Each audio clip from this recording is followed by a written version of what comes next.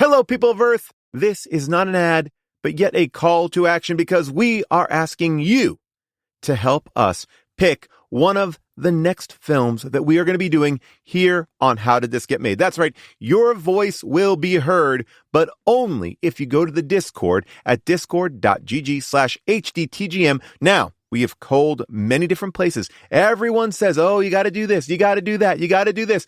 We're giving you a chance to pick from a list of the most requested films that you ask of us to do. Now, last time we asked you to do this, you screwed us. You fucked us over really good by making us watch The League of Extraordinary Gentlemen, a movie that made Jason scream, disconnect the Discord. But this year, I believe you can do better. That's right. So head on over to our Discord. It's completely free. If you've never done Discord before, it's easy. It's a website, discord.gg/HDTGM. You sign up, you vote, you go home. We don't want anything more than that. Anyway, pick the movie. We will blame you. Without any further ado, now listen to this episode of How Did This Get Made? Yes, it's a movie based on a child's erection. We saw Monkeybone, so you know what that means. How did this get made? Schwarzenegger grow a baby in his belly, rock a Roscoe vest while whipping Justin to Kelly. Or maybe see a burlesque show with Nick Crow and take a boat with speed to hitting cruise control. J-Man, Big Paul, and the beautiful June. Gonna take you from the groove all the way to the room. Rain the games of Street Fighter, help to blow off steam. Just a sucker punch the odd life of Timothy Green. Sharp middle, birdemic, how we staying alive. They call him the badass and he's on the line. Cranking 88 minutes cause they cool as ice. Cause the bad Jim Barney looking kinda nice. All in June getting literal, Jason is getting laid. June is making sure all the monkey shots get me paid. They're just a bunch of movies while they're making the grade. Here's a real question for you, how did this get made? Hello people of Earth! And hello New York City! We are live at the New York Comedy Festival at Town Hall. Talking about the Brendan Fraser stop motion live action kids movie, Monkeybone. If you've not seen Monkeybone, our whole audience has.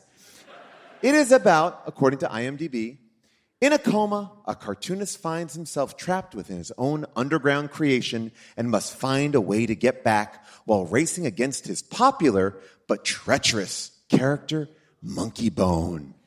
No, that's not right. That is not right at all. It's a terrible description. I wish AI wrote it. It is directed by Henry Selick, and boy, oh boy, if you don't know the year this movie was produced, you might be surprised. It has a 21 on the tomato meter and a 29 in the audience meter. So just a little bit higher. We're going to break this film down. A film that, in the 15 years of doing How Did This Get Made, I literally wrote down in my notes, how did this get made?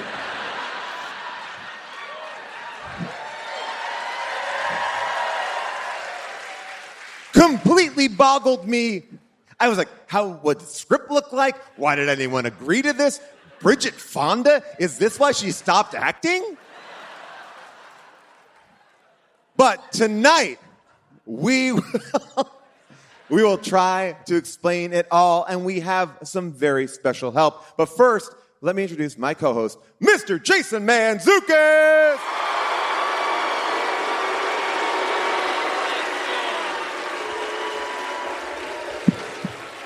What's up, jerks? Let's go! Let's go, New York! Yeah! That's right! Ho-ho! We did it, baby! Jason Paul, Monkeybone. Never seen it? Never heard of it. And having watched it, I still don't know if I've seen it. I was flummoxed and confounded by it on almost every level. I watched this movie at 10 a.m. today, and when I was the most clear-headed... I watched it on the train yesterday, and was like, I hope people don't see that I'm watching this. Jason, we have so much to break Let's get it down. And you know, we wanted to bring out a very special guest tonight, a person who is a How Did This Get Made all-star, been on a handful of episodes. You know him from shows like Children's Hospital and Transparent, Human Giant, and most importantly, he loves to let the bodies hit the floor. Please welcome Rob Huebel!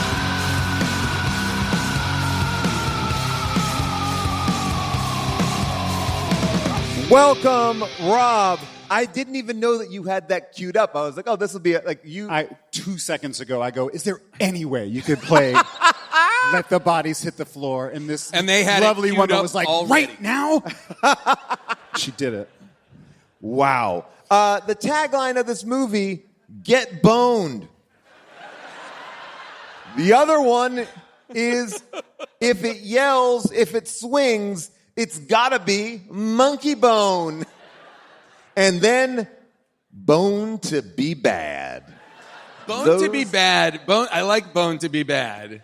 I'm crossing my legs because thinking of the movie makes me hard. Well, I It mean, gave me like one of those throwback teenage boners. That's what just the whole like, movie's about, Yeah. basically. Oh, yeah. well, this is the question, right? They refer to him at one point as a figment of his imagination. This is a drop-dead Fred situation. Well, I This literally is a was drop-dead thinking. Fred situation wrapped in a Jacob's Ladder situation, I believe. This I believe is, we are double situationed here.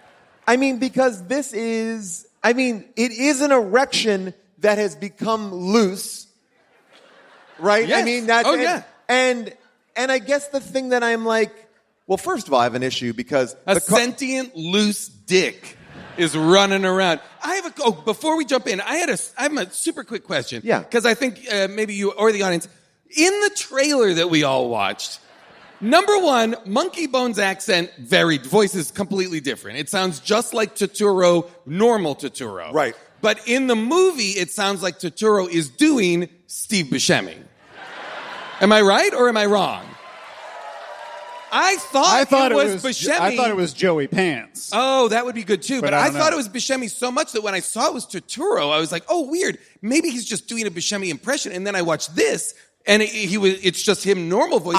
Also in this, yeah. I don't remember a big pipe. I don't remember a big pipe falling Well, as the inciting incident for his coma situation. I do have the original opening and the alternate ending. Oh, So whoa. we can You're see telling us there's more Monkeybone there's to watch? a lot more bone where that came from. Oh, man. Oh, don't worry. We've got a couple of more inches.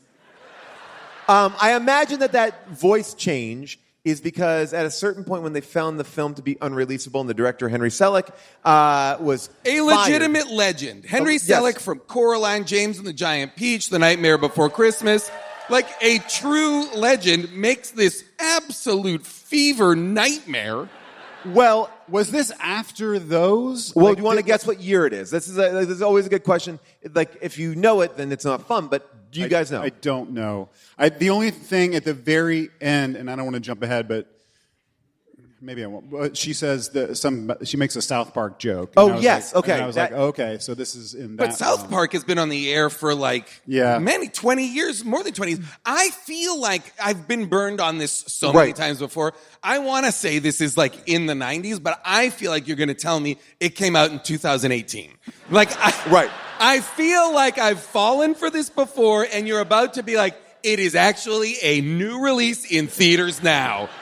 It is Brendan Fraser's post-whale release. You can see this in 4DX at any AMC. No, I thought it was also like 90s. It felt to me like George of the Jungle era. Big time. Yeah. 2001.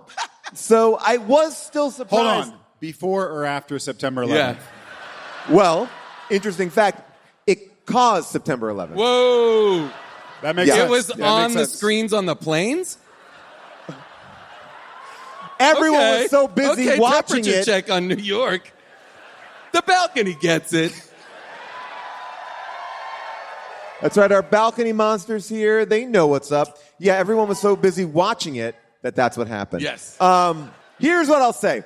I think we're going to come up against this throughout the discussion. So I think it's worthy of putting out there. Henry Selick fired from the film. Studio goes, we need to fix this. So they hire Christopher Columbus to come in and make it more palatable. This movie? Yes.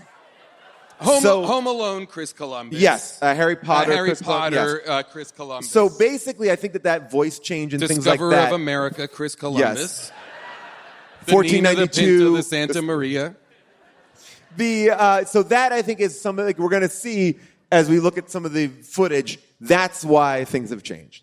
But I think premise-wise, the movie has not changed at all because it still is about an erection that goes wild. And I will say this.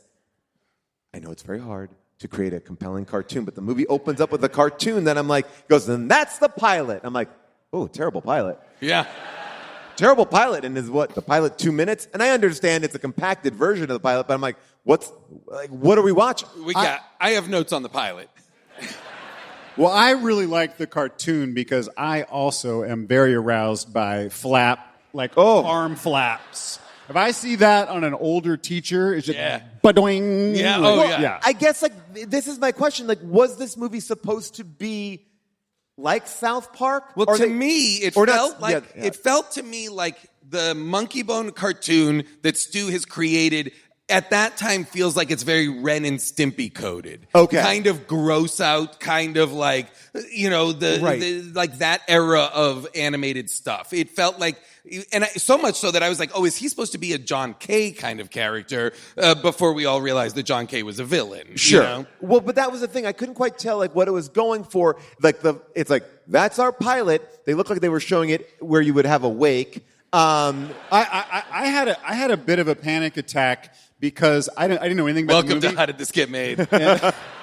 I was worried that the whole movie was that cartoon. God. Oh, yeah. I was in my hotel and I was like, fucking sheer, man.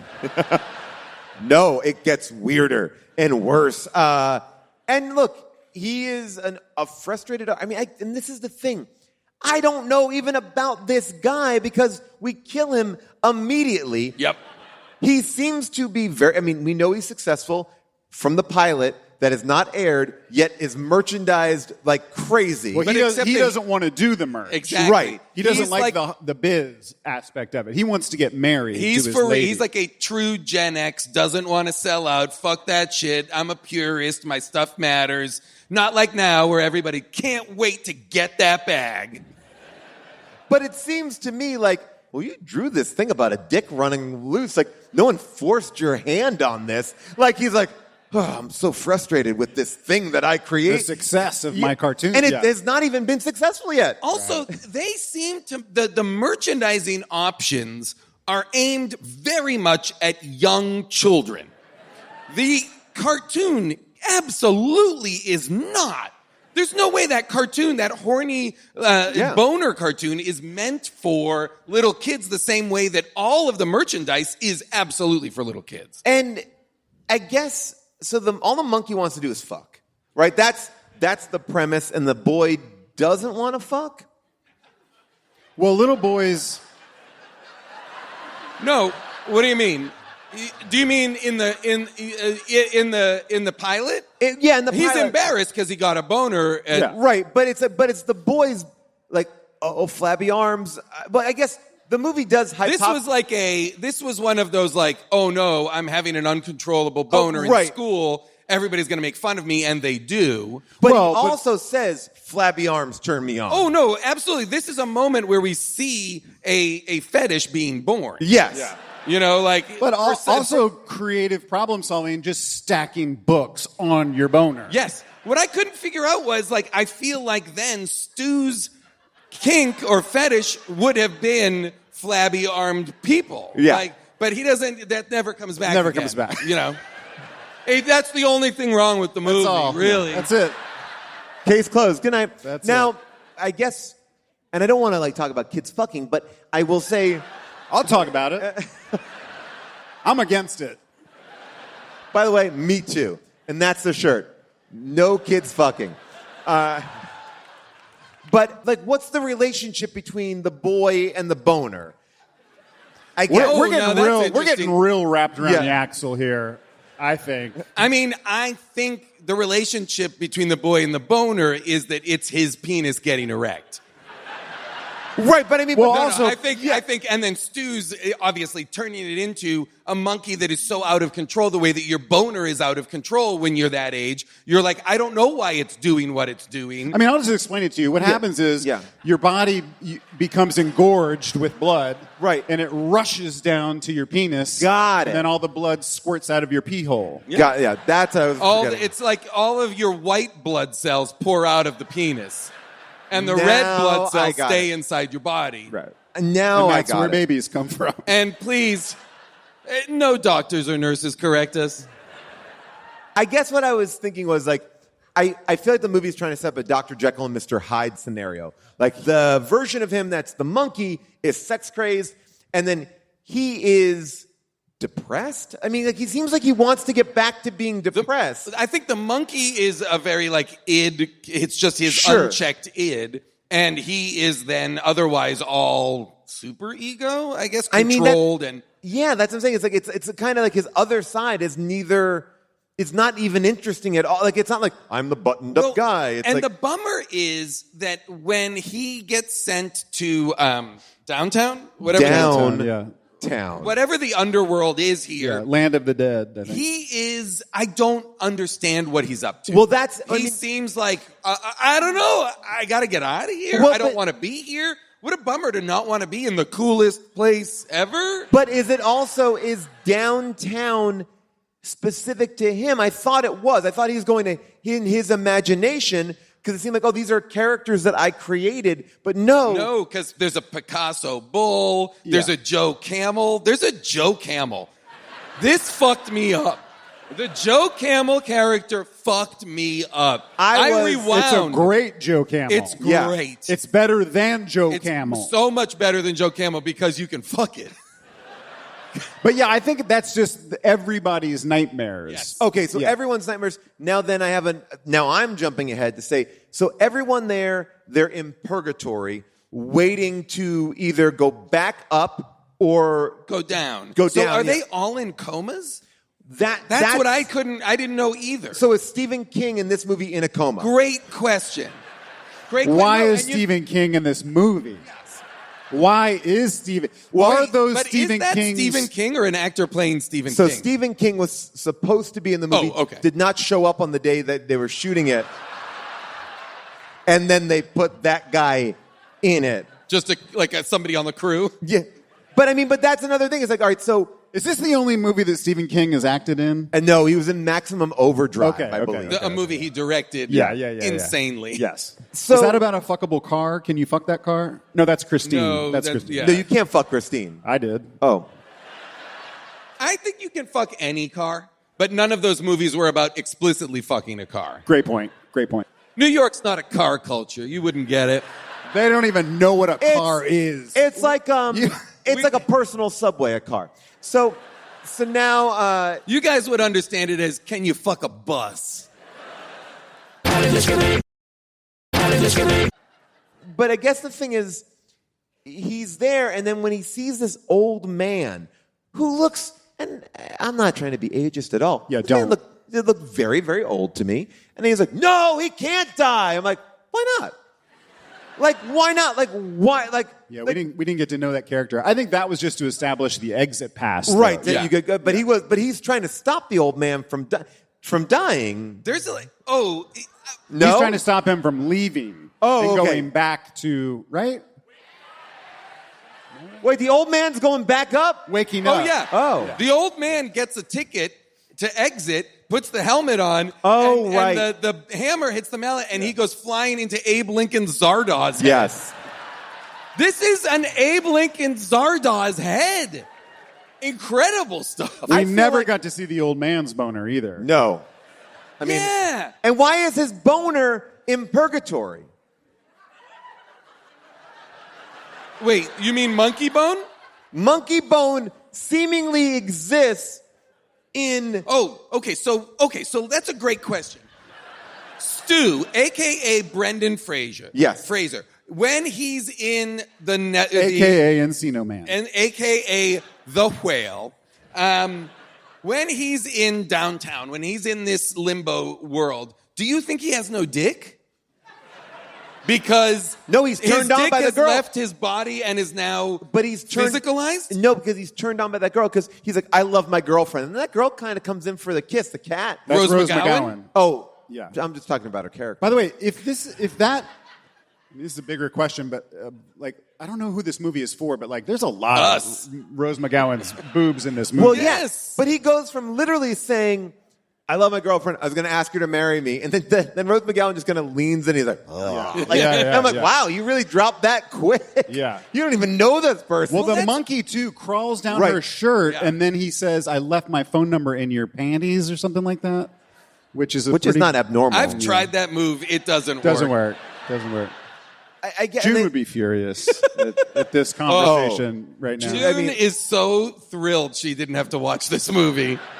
June is thrilled that I know that she had it on her plane, it was already on the tarmac, with the laptop open. If she watched it, it would be, I'm going to hear it. I will tell you, but so he hates the monkey. So I guess my question is, and I keep on asking questions to just establish reality. So is Joe Camel somebody's Monkeybone?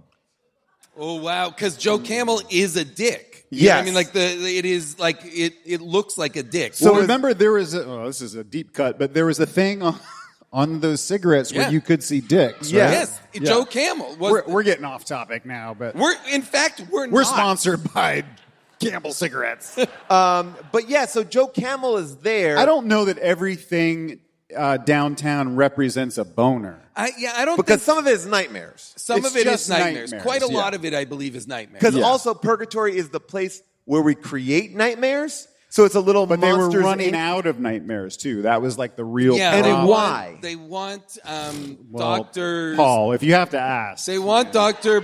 Bridget Fonda's nightmare juice. Which is real. That's real. Why in her sleep study has she created nightmare juice?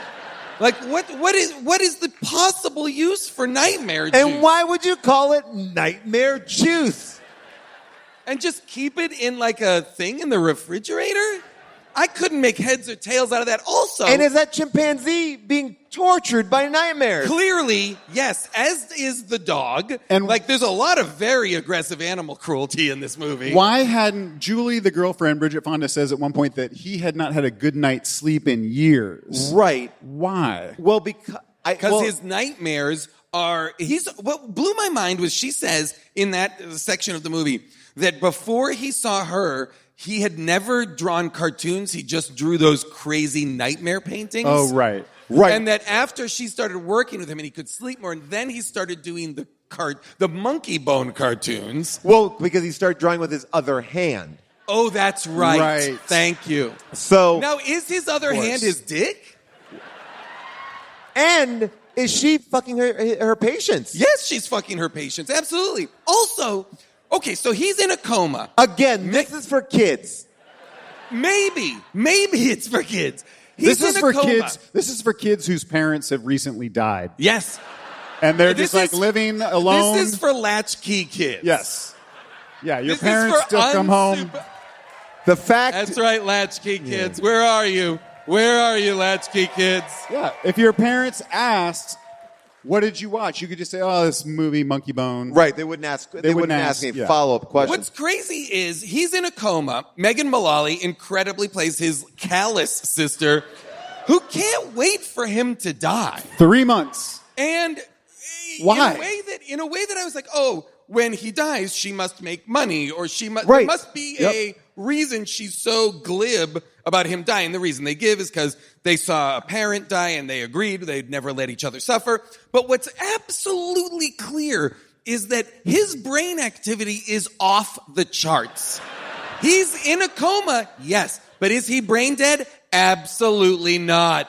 In fact, his brain waves are going double crazy. Dr. Julie says. Well, that's the plan, is to make him have even more nightmares so she can shock him awake. But you wouldn't pull the plug on someone who had that much brain activity. Well, but that's why they gave it a nice time. Now, I've been in a situation where the plug has been pulled on somebody. I won't get into that story, but That's a different podcast. that's a different podcast. No, but they don't schedule it. They're like, well, they're going to pull the plug tomorrow at 9 a.m. It's not like spoken about like, And you can't stop it. Yeah, you like- cannot like- stop it. like- I just got an Evite to a plug pull. it was such a funny, What am I like, supposed thing, to bring? weird thing to like covered hang dish. over. Like, oh yeah, well, tomorrow you only have until tomorrow morning at 9. Then you did.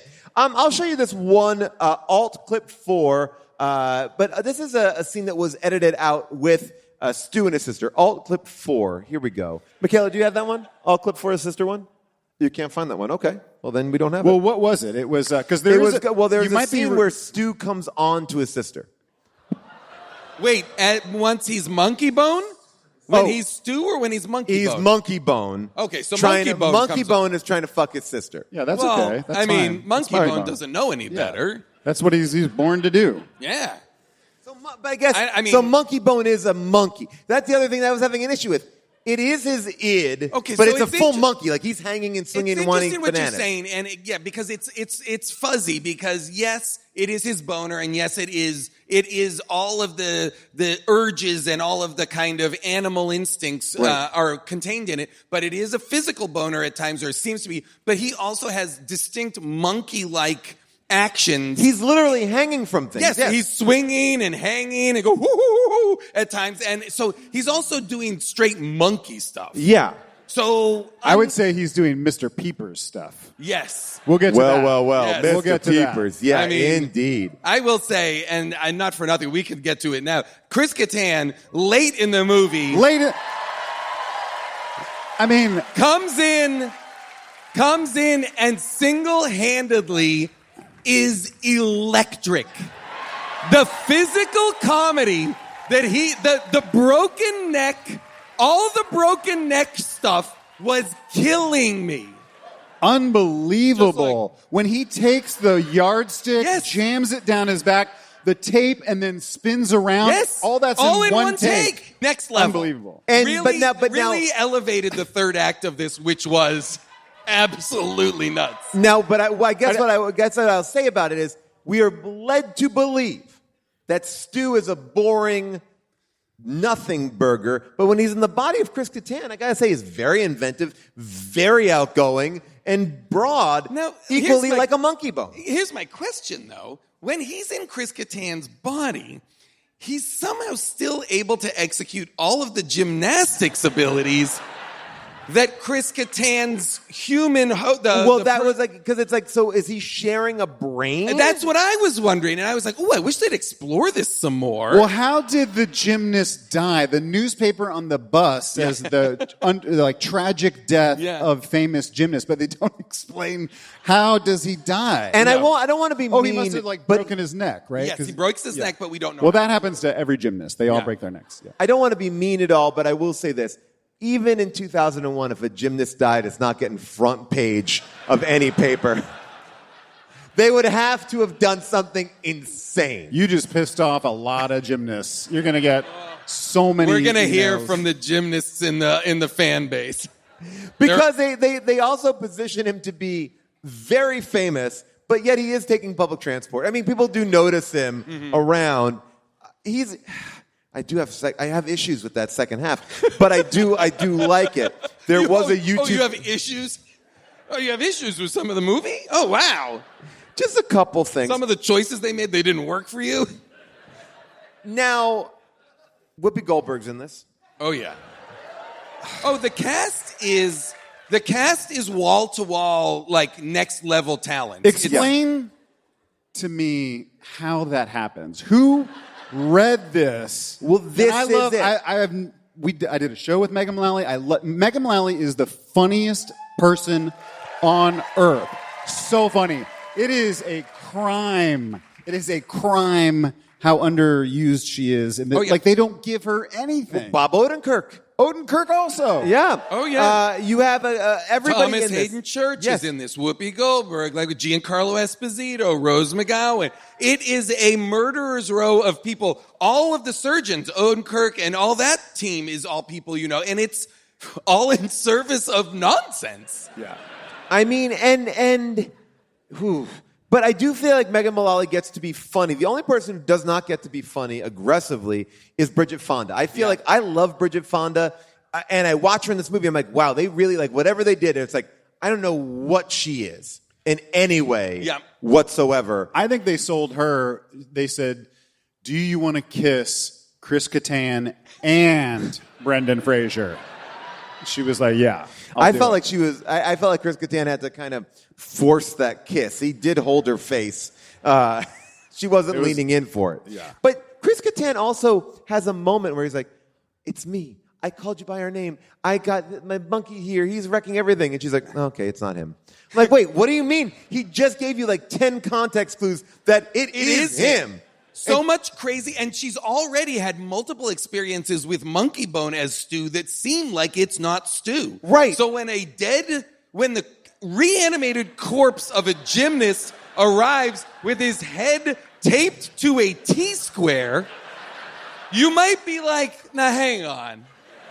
I'm gonna listen to this. Stranger things have happened. I also fully expected there to be a love story in the downtown between Stu and Rose McGowan's character, because I felt like they were trying to seed that somehow. But you can't because he's in love. We're meant to believe in true love between him and Julie. But he's been there for 3 months, so maybe it dies. Yeah, and does time work the same there? Who knows? I mean, he grew a full beard in the bed. I mean, that was a good-looking beard. I mean, you can do that in a couple days. A good sneeze will get that much beard out. My favorite moment was Megan Mullally appearing through the window of the hospital. She was smoking. She was smoking out there on the patio, yeah. But it is also just, it felt to me like she's like, I want to do something interesting and funny and not be in this room. Because that didn't feel like that should be an option for her to be smoking in and out, like a patio, leaning in through a hospital. Hospital rooms don't have balconies? Yeah. What was the movie we did? Cool World? Yes. Where Brad Pitt enters Cartoon World? But that was his cartoon world. Well, no. Brad Pitt was the cop. Will one of the nerds tell us what's going on? Gabriel Byrne's cartoons. He goes in. Brad Pitt was the cop trying to bust him in his own cartoon world, right? Okay. So Gabriel Byrne knows the world. What year was that roughly? 1994. Oh, okay. So that's fully. So, okay. Because this was giving me that vibes-wise. Yes. Of like, a person getting trapped in their cartoon. This is everybody, every executive's like, I don't know why Roger Rabbit worked, but I think we can do it too. Yeah. And then you go, yeah. And he's in this way. Oh, yeah, love it. And then he's a dick. Oh, yeah, love it. Well, you know what's true about that is this movie, Monkeybone, is as horny as Roger Rabbit is in Roger Rabbit. And maybe that is the direct connection they're trying to make is those other movies didn't work because the animated character wasn't fucking horny enough. Well, but Kim Basinger... So what if the character was a dick? Literally an engorged, a blood-filled penis. But as a monkey. I have a question, just to go back to Whoopi Goldberg for a second. God of Death? Yes, the God of Death. So Whoopi Goldberg at one point is approving these other, like, Grim Reapers, you know, those guys. Well, the people in the white robes, they are, like, so Brendan Fraser should be in a white robe to be judged, right? No. They are like, I think what Rob they're is like saying. Grim Reapers. They're Grim Reapers. They go out. Yeah, okay, they arrive to give the old man his exit check. So he was gonna dress up like that and then be escape. able to. Okay, got it. Yeah. So then they got busted, and then somehow her head exploded, and there were a bunch of interchangeable heads. Why are there extra heads? Why are they thinking that somehow in the future her head will get destroyed? And we will need replicas that we can just install. Well, you should read my prequel script that is self-published. But yeah, you should read it. It's good. I would love to. But she's also not the devil. Like, that's the other thing about this movie. She's not damning people. She's like, oh, your time on Earth is over, and that's it. Like, she's seemingly benevolent. Right? I mean, like, she's not... Yeah, I think she's death. She's just sort of agnostic. Yes. Right. She's like, your time is up, and you're just down here now, and these are the rules, basically. But yet, there is this purgatory where nothing is happening before you get to, like, you don't do any trials or tribulations. You just wait until You seem to be able to hang out in a space that seems kind of like where you might buy supplies in a video game. Right. You know what I mean? It's the kind of weird town you stumble on in Fallout, and you're like, oh, everybody here's kind of a reanimated corpse, and I guess this is where I buy ammo? Like, that whole world, I was like, what they failed to give us by only giving us downtown is we don't understand any kind of hell or heaven. We only know this middle ground, this netherworld. But then also in the netherworld, Hypnos is there, who is the sleep god. Who's the brother of Whoopi Goldberg. Yes. Okay. Yeah. So sleep and death are closely related. I like that as an idea. Well, sleep is a bit of a death. Yeah, that's so. Sleep is our nightly death. I like that. An orgasm is a little death. So Monkeybone, wow. That all makes sense now. A poop is a birth. Big or little. Sometimes just watery. So then I'd edit that out. I'll keep edit that out. Keep it later. all in. Keep I'll it take all in. I have another quick question. Well, yeah, go for it. I don't want to jump around too much. You can jump around. But there was House of Pain tells us. Okay. Jump around. Well, just jump up and get down. Jump.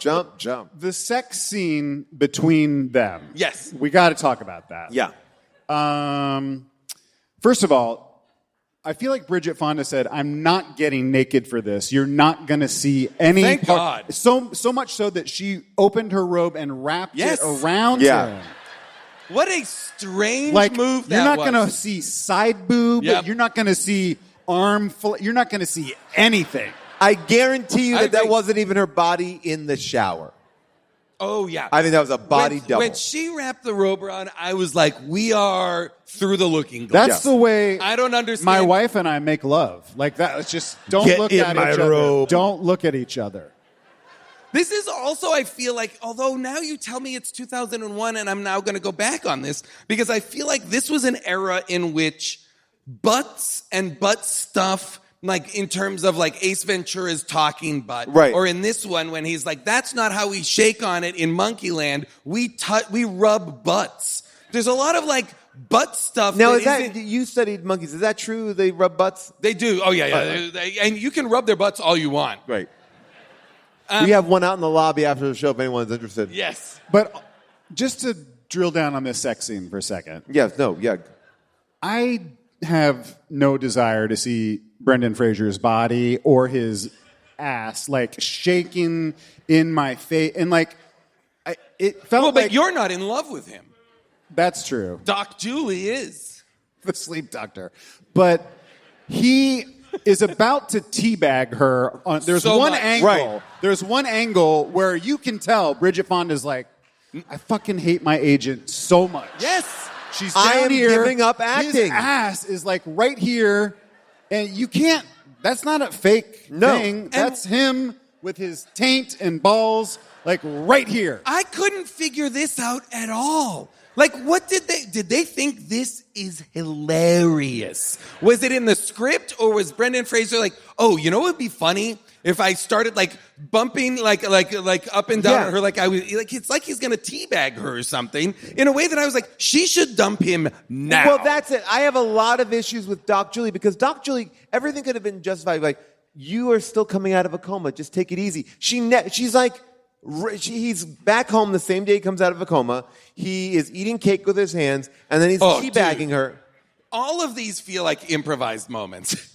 The eating the cake with the hands, all that stuff. Where did they get the footage of the monkeys having graphic sex that he's watching?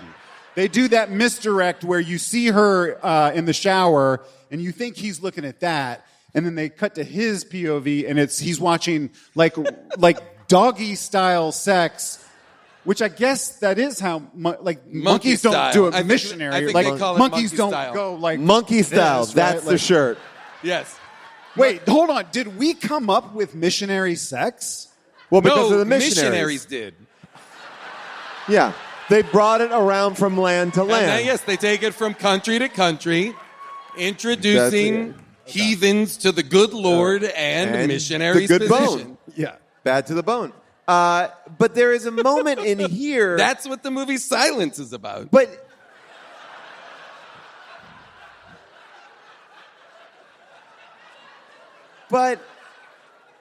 there's a moment here where I'm like, he is having a dream chasing women in bikinis, but he's watching monkey porn, but he's also attracted to flabby armed school teachers. Well, you're confusing Monkeybone and his, I think the thing on the golf course with when he runs into the sand trap on the golf course, which also was a pretty cool stunt. I couldn't figure out like how they did that practically because he goes down. It looked great. That looked pretty cool. Unless that was all. My guess is the sand is a visual effect. Oh, okay. And right. so that he's just going down. And I don't yeah, know, though. Yeah. But then. My guess is it's all stop motion animation, even Brendan Fraser. That quick sequence where he's fantasizing about chasing the women in lingerie on the golf course. Was that 2001 lingerie? That looked like 19. It was. Somebody said. It was? Very Okay. positively. It was. We have a lingerie expert in the Thank you. house. Yeah. Always have. We works travel for with her Macy's. every show. She just in case we have a lingerie question. We have Morgan, of course, our Dungeons and Dragons expert. We have our lingerie expert. And I will say that she is just a 2001 lingerie expert. So Yes. you can't. Before or after 9/11, man? Yeah. Yes. I'm sure it changed dramatically. Oh, after 9/11, everything, all the lingerie changed. But that, so you're right. So were you going to say, is that his dream or the monkey's I dream? think that was his fantasy down in the underworld. I think. Well, but then he's talking to Brendan Fraser, I believe as Monkeybone, because he goes, in the day, that's you. But down here, you're with me. Your monkey ass is mine. Right. So I think that, and so I think that Wait, Hypnos. what?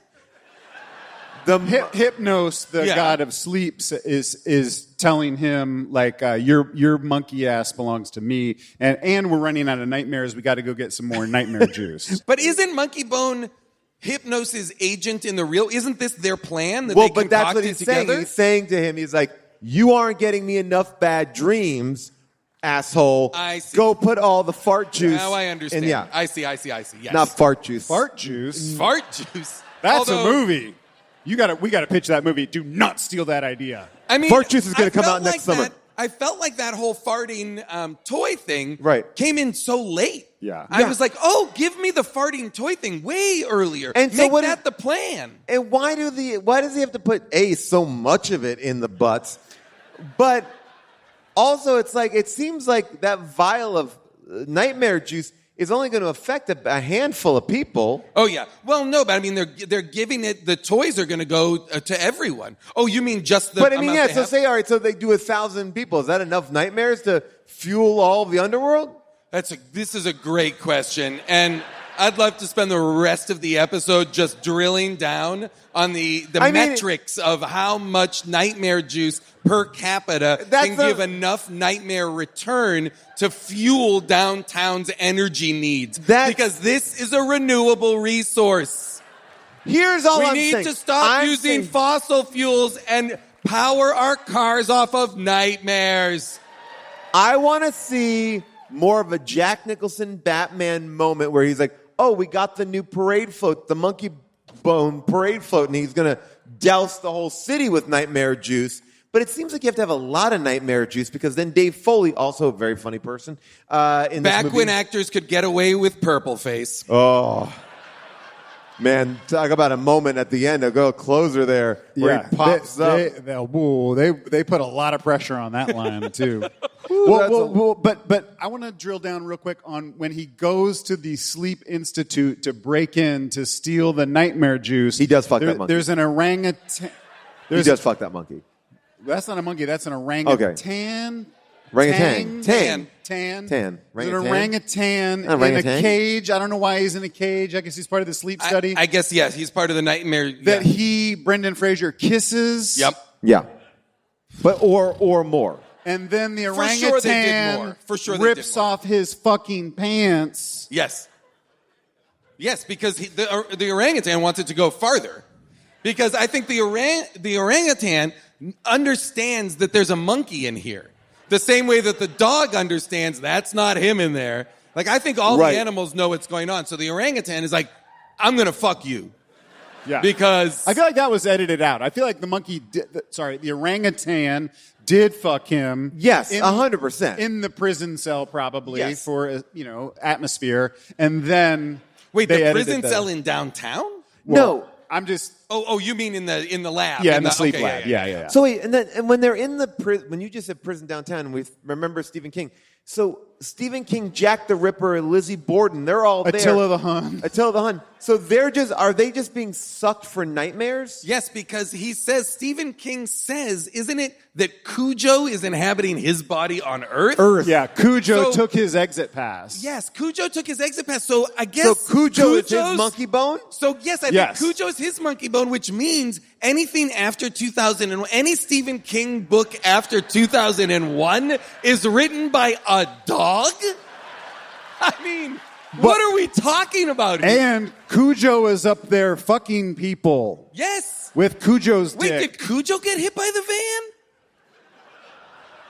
Have people forgotten that Stephen King was hit by a van? Is this a story nobody remembers? Well, he was chasing after the van. Wait, Makes sense. refresh my memory. Stephen King was chasing after a van because he thought... As Cujo's dog? No, he was... Stephen King was walking on the side of the road and he got hit by a car. That happened. Recently? No, a while ago. thank God. 20 years My ago. favorite story about Stephen King, and this came out recently, is that he got addicted to Lou Bega's Mambo No. 5. Addicted? What do you mean addicted? Like Addicted? he couldn't stop playing it, and his wife told him, if you play it one more time, I will divorce you. Oh, wow. And Is that a he little is bit of divorced. Monica in my life. Yeah. And that, so do we have the And rights he to that? is divorced. Wait, so then I guess my question is, if Cujo is up here, then is Jack the Ripper's, like, Monkeybone also up here? And who is that? Who is Jack the Ripper's? Oh, it's Rob. Who's Lizzie Borden's monkey bone? The axe? Attila the Huns? We don't know. We Yeah. don't know. So some monkey bones can be violent. Some monkey bones I can be wish I sexual. knew the rules. The movie is so close to enjoyable in a lot of ways. If simply the rules had been made more clear, so I understood what the entire fuck was going on. Because without that, I kept rewinding to be like, Yeah. did I miss important plot Same. points? I think this movie is for kids that take mushrooms. I really do. So I really kids. do. So all kids. I will say this. Henry Selick fell in love with Darktown comic book. This is the source material, because this is a book that Henry Selick really wanted to adapt. And he wrote to the author, he said, I never felt any project was closer to my sensibilities than this one. And his initial intention was to stay true to the material. But as the project developed, it evolved into Monkeybone. That's the quote. When was he fired in the process? Like, was he Seemingly late. We're going to get some more details about this in a little bit. Because I had a question. There's a sequence where the basset hound dog that they share, or I forgot his name, but Stu takes the purple sludge and gives it to the basset hound and puts him to sleep. And what kind of then nightmare they could he cut have? to the dog's dream. Yeah. And it's so fucked up because the dog has huge balls and he's laying prone and they pull back and there's a giant scissors. Like, he's having this nightmare. That's dogs get snipped. Yeah. But they had to shoot that. Yeah. They had to And anesthetize a basset hound with Let's huge... be clear, that basset hound for sure died during this production. That is absolutely clear. Let me go out to the crowd, because I think that there might be some people out here who have some questions. We may have some answers. All right. Hi, what's your name? What's your question? Emily. So I know you guys like to talk to people who are kind of experts in certain areas. I've been in a coma. Oh. Congratulations. Emily has... Emily, who did you meet in your coma? Fuck. Are you in it right now? Are we all characters in your coma dream? Is this her Monkeybone or is this Emily? All right, so what would you like to share? I just want to say that, Jason, this is a Jacob's Ladder scenario. Because at a certain point when Brendan Fraser wakes up from the coma, or Monkeybone, his breathing tube pops out. That breathing tube would be connected to a ventilator. So there was no ventilator breathing for him. If there was, and the tube came out. Could they have unplugged the ventilator? So, Well, they didn't unplug it. They snipped it. So it has to be removed by a medical professional, because if you wake up and it's in your body, you're trying to breathe and it's trying to breathe for you, you would die in seconds. So, what? Really? Are we really having that react? Yeah, okay, sure. Well, can we hear a little bit more about your coma? If Yeah. it's funny. Yeah. If it's funny. Keep it light. Keep it light. Don't bum us out. Just out of curiosity, how long? A few weeks. Okay. And did you go in Wow. was there any roller coaster imagery, any Joe Camel imagery? There was a lot of imagery for sure. I can't, as someone who's never had a boner, I can't. It's okay. It's okay. I cannot confirm whether or not I would have had a monkey bone. I did not. No. Yeah. All right. I like it. Thank you so much for your Incredible. expertise. Incredible. 3 weeks. 3 weeks. Wow. That's a great one, New York. One of the best. What a Give it up great- for Emily. What a great vacation. Welcome back. Well, she didn't just get out of the coma. I don't know. I Did she just, assumed you woke up to come to the show. Your said- brain knew you had tickets. She said at 5 p.m. she got out of the coma. She's come. Yeah. Hi, Jen. Jen. What's your question? So you've shown some alternate clips of there's different cuts. Do you think in that alternate version, there's a more nefarious version of Julie where she kind of tricks Stu into like a Stockholm syndrome version of the relationship, because she very clearly has no problem manipulating his subconscious. Okay. Because Do you mean manipulating him with the nightmare juice when Yes. he's in the coma? So you think she's an unethical doctor, and that dating her, Are she's you dating reporting her? her? Are you trying to get her license stripped? this whole thing has been just to get this on. It's I on will tape. say, Let's go. Walls I will fall say down. all the doctors in this movie behave irresponsibly. It was very unethical, and I have a master's in marriage and family counseling, so like I have to like be like, oh, that's very unethical how you're behaving. Like the people. Have to do it here. Now, here's my question. Does everyone Here's in my the audience... question for you. My question for you is, if you were faced with the imminent death of your partner or behaving unethically in order to save them, what would you choose? She just looked at her partner. She just looked at her partner and said, bye-bye. Well, like I'm not his doctor. She isn't either. She was. She was his sleep doctor. Only But does sleep that doctor. count? A sleep study.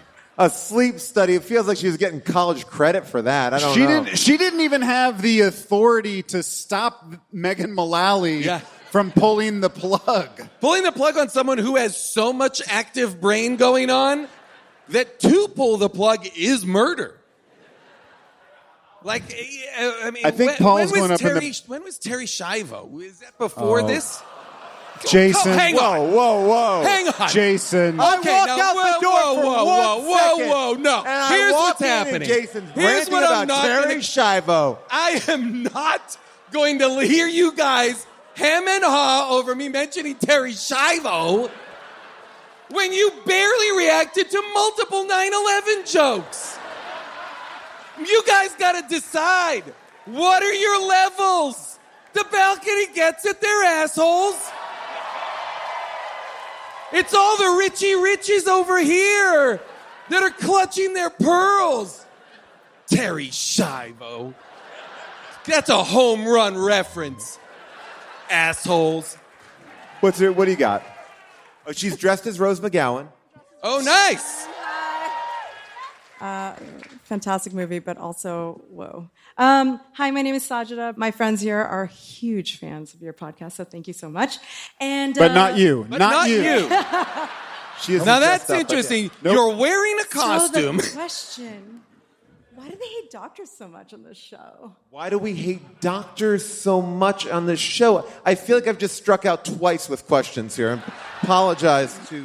I will say, as Paul makes his way up into the balcony, get ready.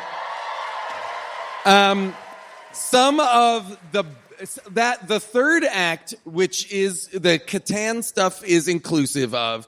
Some of the funniest shit was the surgeons in full surgical gear, Great, chasing the reanimated corpse through the hospital into the parking lot. They load into a Suburban. They do a car chase. Catan's organs are falling from the sky onto a barbecue. the kid plays football with it.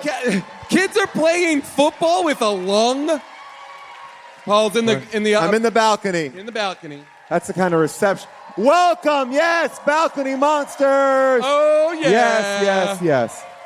All right. I'll come to the person I'm closest to right now. Okay, what's your name? What's your question? Hi, Ashley. So I did a little bit of research. Apparently, Ben Stiller was originally signed on to play the main character. That's what we heard. Ultimately, Chris Kattan, Brendan Fraser were a great combination of people. Would Chris Kattan and Ben Stiller have been that great, or would they have gone for a different actor to play the person Ben Stiller jumped into as My the guess is Ben that Stiller is the Catan. voice. Oh, okay. Yeah. The voice.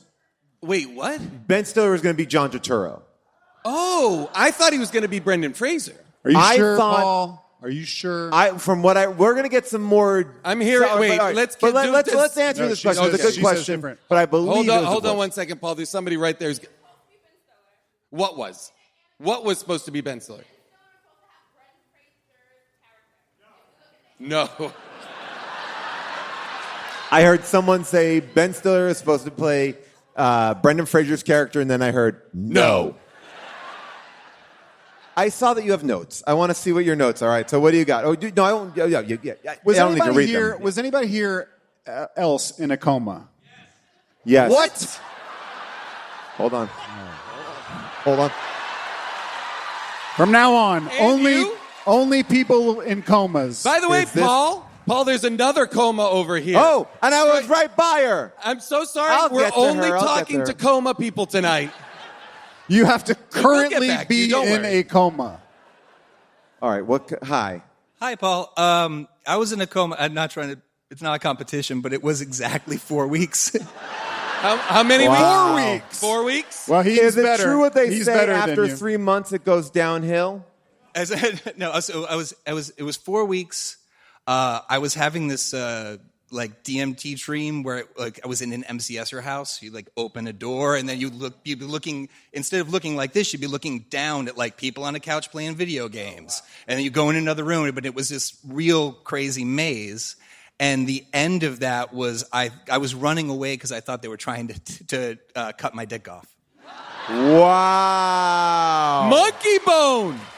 Monkey That's bone. a fucking monkey bone. It's a real thing. Like it's in Richard Hammond's autobiography after he had his like racing accident, and it's a real thing. And I'm pretty sure I was having that when they were trying to put the catheter in, and I was trying to like protect myself.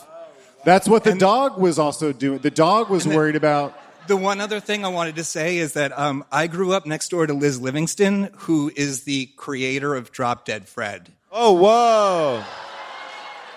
Carrie, in the original script, Carrie Fisher's character was named after my mother, but the studio thought that Martha was a lame, like, old lady name. So Carlos changed it to Janie, which was the girl he was dating at the time. But if you hear when Fred hits her, when he hits her papers down and she's like in her office, her boss yells, "Miss Shagru." That's your mom. Wow. Wow. Wait a minute. Wait, what? I have one incredible. Incredible. Well, now we got to ask you. Incredible. I have a question. Team Fred Yes. is Team Sanity. Yes! Whoa! That's it! Team Fred, they're the same thing. It's a short story. There's a woman my age who's an amazing artist. Her name is Liz Livingston. When her sister was born, all of these mischievous things started happening. And when her mom confronted her, she said, "It wasn't me, it was dead Fred."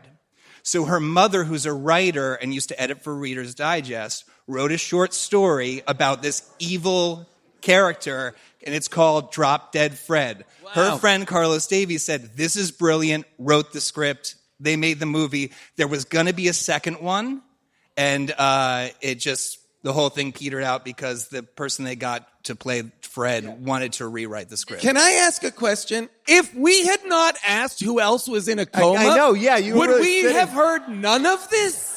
That's what I'm like This living is in that. essential information. Do you want to come sit down here? We But- need more people like you down here. One more I'm gonna coma. come One back more to coma you. person. I'm going to come back to the person I was almost, but now you're up against the wall because that person really delivered. Your coma better You have been better like- have been in a coma for 5 or more weeks. Now you stood up with the coma. You were in a Please. coma? Oh, she'll boy. put her in a coma. All right. Here we Please go. don't stand so close I'm to the that edge. got shooting over. Please for me. don't stand so close to the edge. Sorry, my name's Jess, Long Island Trash. We spent a lot of time talking about medical malpractice, but I feel like we really missed the fact that there was organ trafficking happening. Yes. Because Yes. they were talking about money, and you cannot sell organs in the United States, and they were really invested. They were like, "This will get my Mercedes," Yeah. So I feel like the real enemy was capitalism. and that's why we hate doctors. Yes. Yes. Now, That's why we hate doctors. Unethical doctors. I mentioned that we have another special guest here tonight. Is it Naked Dave Foley? No, he is running around outside. We didn't talk about Dave Foley's naked body. You want to talk about it? What? You want to talk about it? He had a very cute bottom. I'm surprised that he did that. Well, there is one person here who knows a lot about this movie, is a fan of this movie. You might know him from roles in such TV shows as The Tick, but also as the co-host of the Blank Check podcast. Griffin Newman is here. Where is he, though? He's down. He's already downstairs. There he is. All right, perfect. Where is he? Oh, there he is. Here we go. Take my chair. I got 3 things to say right off the bat. Give it up for Griffin Newman! I brought my 2 copies of Monkeybone, DVD and Blu-ray, because I Wow. need the high-def picture quality, but this doesn't have special features. Holy shit. And as we saw tonight, Yeah. the only way to see the deleted scenes from Monkeybone reliably is to have the disc. This is chilling. That you have hard media, physical media, 2 of Monkeybone is like very uncomfortable for me. We recorded a 3.5-hour podcast with you guys today. Yes. Coming up. You guys went, "Oh, you like Monkeybone. Do you want to come on at the end and do a defense?" Yeah. I said yes. I ran home. I picked up the 2 copies. I came straight here. By the way, love it. thank you. I needed Thank you people for coming. to know. So this is a movie that was a salve to you as a child. Like, this made it good. It made things make sense. And what are those things? When you say it made things make sense, like what? Like puberty? I get it. This is a comedy show, and you Is guys it? all just gave it a spin this morning. You gave it one watch, right? And Right, you're sure. sort of visitors. You're dilettantes We're to the world tourists. of We're Monkeybone. tourists. You're tourists. Right. And so I don't mean to just fact check, but there are a couple things you got wrong that I Please. want to just quickly correct. Please. Yeah. Also, Yeah. crucial question, Yeah. have you been in a coma? I have not. Okay. There is one more coma guy over there that we There's didn't one get more? to. We don't didn't forget call about them you. coma guys. Coma guys. Coma man. Coma people? Coma man. Comies. Comies. James's. James Comey. James Comey's? They'll James have their Comey. day in You're court. indicted. Just quick, a little speed round fact checking. Yes. Great. Number 1, Monkeybone is good. Okay. Number 2, Monkeybone is normal. Okay. Number 3, Monkeybone makes sense. I feel like that's pretty Now, much Wow. Are you saying the movie or Monkeybone the character? both. Wow. All 3 statements apply in both directions. There are a lot of misreads here. No, I want you to hit us with I want to get to the answer of the Ben Stiller thing. Was Ben Stiller supposed to be Brendan Fraser? Ben Stiller was supposed to be Brendan Fraser. Okay. He dropped out pretty late. Okay. He makes more sense as an angry Gen X cartoonist, I would argue. Yes. Yeah. Here's what I'll say to the guy that said no earlier. You're a fucking moron. Get out of here. It was absolutely Ben Stiller. Okay. And Fraser didn't want to get pigeonholed into post-mummy action hero, and he was okay. I want to be loose. I don't want to be taken seriously. Pushed hard for this role. Paul Rubens was supposed to be the voice of Monkeybone. Whoa. Awesome. A man Great. who knows something about boners in places they shouldn't be. Edit that out. Edit that out. And may his memory be a blessing. I think the studio would not approve of that. But Okay. but I believe he did do sessions. Wow. And was replaced. at Stiller and Paul Rubens from Mystery Men, which had already come out by No, then, right? This No? was the movie that he did Mystery Men instead of this. Correct. I'm sorry. This was mostly Okay. shot Oh, in so they're the same. 1999 and sat on a Is that shelf before or after 9/11? way before. Good amount before. And this is also a thought experiment I've been working on. I've been trying really hard to drill into the canon of movies to me that feel distinctly post-Y2K but pre-9/11. Okay. And obviously, a lot of these movies were shot, in 1999, or, there are movies that were shot before 9/11 that came out afterwards. But there are movies that came out within that window that feel time-locked to this feeling of, we just lived past the apocalypse, we made it, and now nothing can stop us. There's a hubris to the mania. Yeah. And some of these films extend into sequels that go past the 9/11 point, but you feel them kind of taking on. We gotta scale it down. Like Shrek 1 is a post-Y2K pre-9/11 film. Shrek 2 is firmly post-9/11. It's considering the weight of what it has to represent. Yes. Shrek 1 didn't have to represent shit. Sure. We were invincible. Monkeybone is prime. Somehow shot in 1999, but like a time capsule.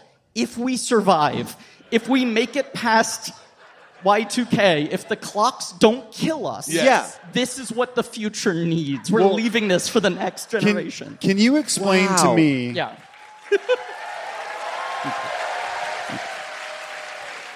Can you explain to me? Is one of them a foreign Monkeybone? Australian Blu-ray, American DVD. Okay. I don't like foreign Blu-rays. Then take Let me it up- see that Blu-rays papers. Take it up with the Fox Corporation, who's refused to put this out in HD in the I States. wonder why. It's almost like they thought it wouldn't make money. Now, a couple quick questions. Why at the museum fundraiser, when that giant paper mache head gets hit, or like a pinata gets ripped open, and all the monkey toys fall out, why do all of the rich people at the fundraiser lose their fucking minds? Because they love Monkeybone. What do you mean? But it's Monkeybone on the air, because what happened was that was the pilot. He went to a coma for 3 months. The movie is a comment on crass commercialization. As the smart attendee up there said, capitalism is the real evil of this film. Yes. Okay? Stu Miley is a pure Gen X artist. He is a riff. He is a third beat in the Matt Groening, Matt Stone, Trey Parker, Hira Outra kind of fucking pissing on the outside, Gen X fuck you guys, who accidentally created these things that captured the public id, right? The unprocessed child fucking mania that then became mainstream. And in both cases, you got this think of the children. This is ruining them. George H.W. Bush is like, fuck, the Simpsons are bad. All this shit, right? Hey, no characters. I'm sorry. Don't you dare. Hey, what do you think this is? Don't you TBS? dare. I'm sorry. This is not an Characters are SNL not welcome. audition. Don't you dare. Characters not welcome here. Unless it's Rizzoli and or Isles. Okay, well. So it's cart before the horse, right? Here's a guy who is fucking tortured. He meets the love of his life in like a psychiatric hospital. Right. This guy is like, he's not processing his trauma through art. He is regurgitating his trauma into childhood art. boner? Well, no, this is where she redirects him. As she said, he was in art therapy, and the art therapy was putting his trauma back on the page in a way that frightened him and only fed back into the cycle. And she said, we got to find some way to break this guy. Change to your less dominant hand. And what comes out? His repressed sexual awakening as a child in a puritanical society. I love this. Okay, part of him that was this. most pushed down. He was comfortable with the inherent darkness in his brain. What he wasn't comfortable with was who he actually is, his primal urges. Well, I actually do love what you're saying, and I feel like that feels to me very much like Henry Selick is this artist, right? And he has this, and he's connected to this piece of work. And he made this thing that became very commercial, right? Right. Like, here's this guy, he does this dark, tortured art. He's fallen in love with his sleep study doctor. She's like, switch hands. He draws a boner. She's like, this is funny. You should do it as a comic. He does it as a comic. People fucking option the rights and are like, we're giving you 80 episodes on Fox. Right. The train is moving so fucking fast. We have the dolls already. He's like, wait, slow down. What is any of this? I don't know if this is good. Right. I don't know if this is good for the public. And they're just like, we're trying to identify the next fad.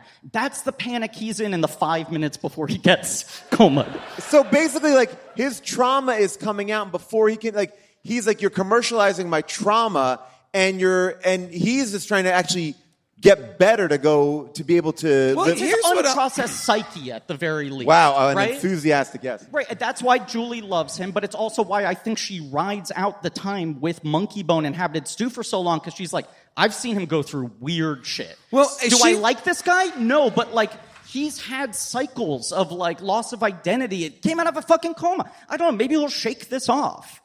Do you think 9-year-old boys get this? This 9-year-old boy does. I was 12, and I could not have gotten it more. Well, I was like, this is what I've been asking my health teachers to explain to me every week. Those poor teachers. Big mouth before big mouth. Did Griffin talk to you today? Oh, he had a lot of questions. What'd you do? I gave him a copy of Monkeybone. He'll be buying copies of that for the rest of his life. Now, I guess the joke I couldn't put my hands around was. Wait a minute. The joke I couldn't quite get my hands around. When Whoopi Goldberg makes a South Park joke, is that a joke that South Park is bad, or is that a joke? Because it's like. No, it's that it's coming out of the same place, and that she likes them, and presumably she has had a similar experience with them. So this whole question of does everyone have a monkey bone? What is downtown? Right. Downtown is the collective subconscious. Okay. The collective the unconscious. Carl Jung's this is collective my unconscious read on the film. Wow, I love this. And so it is largely populated with these pop culture figures, right? Like Joe Camel, because they exist, like they now fucking occupy. They live rent free in our heads, but also just abstract nightmarish concepts like a barbecue pig who serves pig, right? Right. Just fucked up shit. I love it. But also our mascots, our modern gods. Isn't Ganesh down there? Right. You know what I'm saying? It's all in the soup. So we're just seeing like everything. Our mascots are modern gods. That's what Monkeybone is saying. It's saying like the earworms of our culture. In a dead culture. Don't I'm get in on. now. What I'm are you on board. doing? In a dead culture circling the drain. And this is why hypnosis, like business, is bad. People aren't using their fucking brains. They're thinking of Joe Camel because they're looking at billboards, right? Right. I have to take artists, get them down here, artists who are able to create a subconscious or an unconscious that is so fully, vividly realized that it can become its own thing, right? So like Stephen King gets hit by the van, goes into the coma, ends up down there. That's when Cujo swaps. Okay. That makes sense. That makes sense. Attila the Hun, Jack the Ripper, these were creative guys who didn't have an outlet yet. These are out-of-the-box thinkers. Attila the Hun. They didn't have an outlet. They were just a little bit uneasy, and they're trying to draw, and they're like, my hands aren't that good. They fall into a coma. There's a little murderer in there, and it's like, let me have a stab at the above ground. And they go up there, and they do a bunch of bad shit. That's what Monkeybone is. So you're saying Jack the Ripper was a good creative doctor who Monkeybone was a murderer, and the Monkeybone murdered people, not Jack the Ripper. If Jack Is the Ripper, Monkeybone a trickster god? yes. Wow, we've all gone through something. But a trickster god? The audience just went, oh. A trickster god of Stu Miley's creation. Smiley. Yes. Is it possible to have sex with Christine the car? Great question. Yes. Thank you. Thank Wow, you. you have recontextualized this film for me in a way that I feel like there is a plot here. Yeah. That is, I think, hidden by Christopher Columbus. Well, Yes. I will say one of the things that I wrote a number of times, and I said some version of it earlier, which is there were a number of times in the movie where I was like, oh, this is almost good right now. This is starting to be a good movie, and I wish it could hold on to it, but it would always crumble under the weight of strange choices that didn't seem to add up. And without any exposition, which they are loath to give, not understanding the framework in which I am operating, I kept getting lost. But the version of the movie you're giving us is more like a Drop Dead Fred, in which I'm 100% on board. I wish, bless you, I wish that the movie had successfully done. Well, what I'm realizing is Christopher Columbus is the bad guy. He is. Like, he is fucking poisoning the culture. He didn't get it at all. Here's another And crazy he didn't thing. discover America. He did not. And he doesn't deserve a parade. Oh. Plymouth Rock landed on him. Wait, what? You get it. Plymouth, I'm King Kong, motherfucker. Do you think Christopher Columbus sailed over on the Mayflower? The Nina, the Pinta, the Santa Maria, and the Mayflower? You got it. Straight to Plymouth Rock? You got it. Looking for the Fountain of Youth? He cooked the first turkey on the first Thanksgiving. Another crazy thing I must call out in terms of art imitating Stop life. pointing at us so much, Griffin. I'm offering. I kind of like it. I like being yelled at. Darktown, the comic book that Henry Selick sparked to and optioned, only ever had that one single issue. One issue. It was an intended miniseries that was never completed, much like Monkeybone, where you're like, corporate interests are jumping on a piece of IP that's not even completed as an idea and going like, let's just start putting stuff on top of it. So it's not like it was a Ninja Turtles, like a successful indie One of comic. 12. It was a one of 12. Wow. Yes, and only the first issue was ever released, and it's very different, and it's just in the idea of artist goes into coma, enters a collective unconscious where his own creations exist. That's all that the comic gave. Okay. Yeah. Give it up for Griffin. Man. Griffin Newman. Listen to the Blank Check podcast. Their episode on Monkeybone is available Could now. not have been better. As well as all the other Henry Selick movies. Check out the George Lucas talk show when you can. The brand new DVD. Listen for Paul and I on an upcoming episode of Blank Check. So between us. Yeah.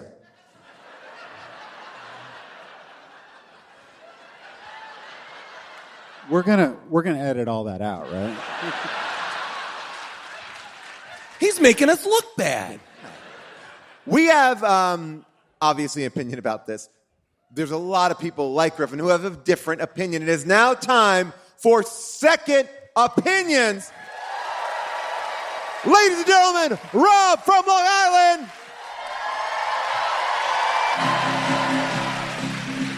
Settle down and I'll tell you the plot. Stu is a cartoonist in a coma and then he's not. The monkey had sex with his wife. Chris Kattan came back to life. A cameo by Harry Knowles. I gave 5 stars to Monkeybone. Stephen King is not in this flick.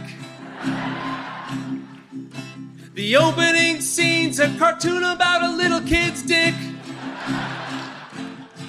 The casting was great after all. It starred 2 actors from Breaking Bad and Better Call Saul. I gave 5 stars to Monkeybone. This is my second opinion. Give it up for Rob from Long Island. You killed it. Rob. You did great. All right, now we also have another special guest here tonight, another song writer from the show. Ladies and gentlemen, Tom McWaters. It can sing, give dirty looks, and when it's hard, it breaks through books. And when it's hot, it really cooks. It's Brendan's boner. Watch it run and watch it grow. Jacob's boner scenario. He even gives himself a blow. It's Brendan's boner. During Brendan's coma, the monkey runs amok. If the monkey was the boner, how can he still fuck? Always weird, always wrong. Got 5 stars on Amazon because it's so gargantuan. It's Brendan's boner. Give it up for Tom McWaters! Tom and Rob together on the same stage. Wow. Love it. I have a super quick question. Is there anybody here in a coma now? Why did you raise your hand? Well, the person up there said, I'll put her in a coma. Yeah. All right. Wait, can I ask you, before we do it, a guy over there who was in a coma, how long were you in a coma for? 5 weeks. No way. No way. She said 3. I'm not buying he it. said 4. I'm not buying We it. can't just say things. Was it really? It was a medically nap. induced? Cool. We've all been in that. They're naturals. Wait, very naturals? Or They said big they're- naturals? No, not big naturals. Big naturals. Big naturals? Is that what you said? I said natural. Heavy naturals. I said real naturals. Real naturals. Well, that's kind of redundant. Keep this in. Keep this in. Oh, this is the only thing in. 1,923 reviews for Monkeybone, 84%. 1,925 reviews. 84% are 5-star reviews. 84? 84%. Sydney K writes, my all-time favorite movie, just like Beetlejuice, but better. 5 stars. Oh, that's an interesting comparison, too. Yeah, that we For didn't sure, even mention. for Yeah. sure. Written in 2015. This one from Veronica Owen. Was 2015 before 9/11? Just right before it. And the title is The Kobayashi Report. This is the one movie I love. It is probably among the top 50 in my list. 5 stars. This is the one movie I love. It is probably among the top 50 in my list. Wow. It's a tough bracket to break into. Okay, this one is from KM McKenzie. I love Monkeybone. I watched this movie as a kid, and I recently saw it on Prime. I ran so fast to rent this movie, severely underrated Tim Burton comedy horror film from the early 2000s. If you're a fan of Tim Burton, please watch this movie now. You won't be disappointed. 5 stars. This is the exact shit that Henry Selick is driven crazy by. Right. Right? Absolutely. It was Tim Burton Presents a Henry Selick film, but people think it's Tim And Burton. Coraline, right? Everybody thinks Tim Burton did Coraline, too. So this person didn't get the memo. It also not a Tim Burton film at all. Like the Not live at actions, all. yeah. Here's what I want to say. I just got a text. We have a very special person here to weigh in on Monkeybone. You guys don't know what Monkeybone is about? Doy, first of all, Doy.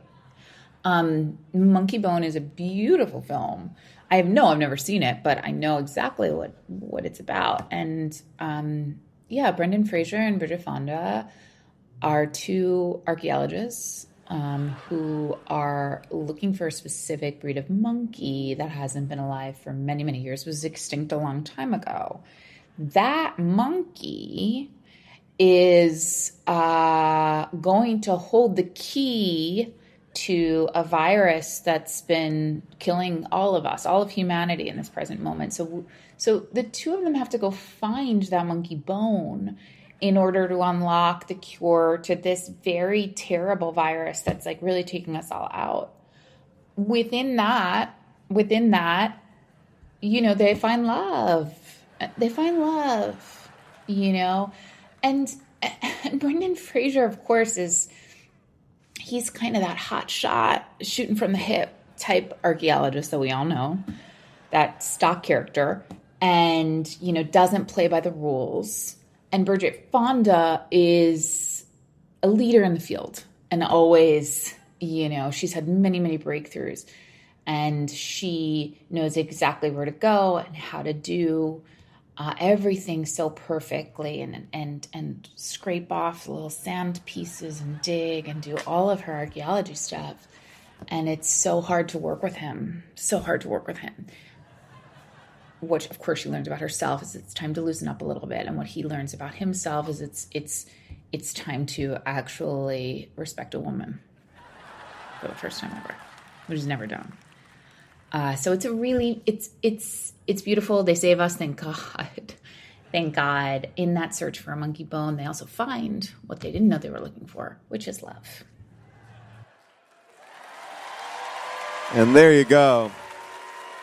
I would love at some point in the future to make June watch Monkeybone and have a rebuttal to herself. And by the way, just announced The Mummy 4 or The Mummy, yes. Right? Is that what it is? 3 or 4? I can't remember. Yeah. Would you recommend the movie, Jason? Yeah, I would recommend this movie. This is a real fever dream. This is Chaos Unlimited. And I enjoyed the hell out of it, even though it was deeply frustrating because so often as it was just getting cooking, it would go way off the rails, and that would be disappointing, but don't let that deter you. Absolutely watch Monkeybone. Huebel? I would recommend this movie to people in a coma. People in a coma and kids that love drugs. Okay. Yeah. I would recommend this movie because we've watched so many, and whenever I am like gobsmacked by a film, I feel like I don't know if I like it, love it, or whatever, but I have to acknowledge I was gobsmacked by it, so I'm putting it in a category of a must-watch. I find that for me, like the movies, what we do, like I was engaged. Sure. Whether I was enjoying it or furious, right. I was never bored. No. I wasn't like, this is a slog. I was like, what the fuck? And if that's the response, then I think it's working. I agree.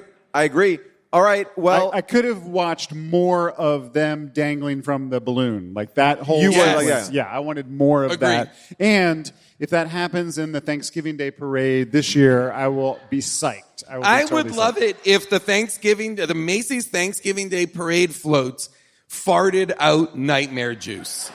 Love that. I would love it. It does feel like for the last year plus, we've all been just subsisting on nightmare juice. And that's my question is, when did Monkeybone become our reality? All right, Jason, you want to promote anything? Sure, I'll promote some stuff. Percy Jackson Season 2 coming soon. A Man on the Inside Season 2 coming soon. I'll be in that. Starts November 20th. It all unloads. And then I'm still going to be promoting Taskmaster Season 19. Watch it on YouTube. That's right. Every episode is up for free. Check it out. So good. So good. Season 20 airing now is fantastic. Is it as good as 19? Absolutely not. Huebel. Oh, and All Out on Broadway here in January. What are you doing on Broadway? I'm doing a staged reading of Simon Rich stories called All Out from January to February here on Broadway. Broadway. I'll plug a show that Paul Scheer and I do on YouTube called The Dark Web. Dark Web. We do that every week. Super fun. Totally free. Totally free. My book, Joyful Recollections of Trauma, is available Thank you for buying it. If you bought it, you can listen to it as an audiobook. And if you want a signed copy, you can go on my website and I'll figure it out. It sounds vague, but it's very specific, and I don't need to get more into it. Thank you all for coming out tonight. Great job, New York. You are amazing. Good night. Thanks for coming. Eat shit, New York. That's a wrap on Monkeybone. Wow, what a awesome episode. A big thank you to Rob Huebel, who stepped in at the last minute when June's flight got canceled. Remember that when the FAA went on strike? Well, yep. Rob stepped in and did us a huge, huge solid. Do him a solid by checking out the dark web every week on YouTube. It's completely for free. Also, a shout out to Griffin Newman, who also stepped in, stepped up, and delivered maybe one of the best voices for Monkeybone. He is a defender of Monkeybone. If they're making a Monkeybone criterion, we got to give it to Griff. Now, Griff, he is the star, the host, the co-host, I should say, of the Blank Check podcast. Check out Blank Check. If you've not listened to Blank Check, you will love it. I also want to kind of promote this thing that I did. I made a mini documentary with the people from Supper Club who do Chef's Table. We went out to a Taylor Swift parking lot. That's right. I went out with a microphone. I didn't know what I was going to get. And let me tell you, it was so much fun. It was really something I could never have expected. So check out Taylor Swift Parking Lot. You can watch that on my YouTube page. You can also watch it on the dark web YouTube. It's 15 minutes. I'm not asking you to watch it on a big TV. You can watch it on your phone. I think you'll like it. You don't have to be a Taylor Swift fan. You just have to be somebody who's ever gone to a concert, or maybe have an interest in going to a concert. I don't know. Also, a big shout out to the staff at Town Hall and our tour manager, Beth and Michaela. Our t-shirt design for this episode is, I would say, iconic. Yeah, it's I woke up from a coma and all I got was this podcast. If you want that design, that verbiage on a t-shirt, a hoodie, a sticker, a mug, whatever you want, just go to hdtgm.com, click on the merch tab, and you can now own that, or anything from any of the other shows that we made merch for. As always, if you have a correction or omission from this episode, leave me a voicemail at 619-PAUL-ASK, or write a comment in our Discord at discord.gg/hdtgm. And remember to vote for one of the next movies that we're doing here on the show. Now, also, to help us with nominations for next year's Howdy Awards, since you all liked it so much, we want to know what some of your favorite moments were from this episode and all of our new episodes. So go to the new Howdy Nominations channel in our Discord to tell us what you thought so we can keep track of them. If you have the time code, even better, but I'm not going to hold you to that. Anyway, if you listen to us on Apple Podcasts or Spotify, please make sure you are subscribed to our feed and have automatic downloads turned on in the settings. If you want to see us in real life in Los Angeles, Dinosaur Improv will be back at Largo on January 24th. Come out and see us. Largo's so much fun. We got a great crew coming up on this January 24th show. I believe Rory Scoville's sitting in, but don't quote me on that. Anyway, and lastly, but not leastly, a giant huge thanks to our behind-the-scenes team. I'm talking about our producer, Scott Sonny, Molly Reynolds, our engineer, Casey Holford, and our social media manager, Zoe Applebaum, as well as our intern, Quinn Jennings. And we'll forever be thankful to the one and only Avril Halley. That's all I got, people. Bye for now.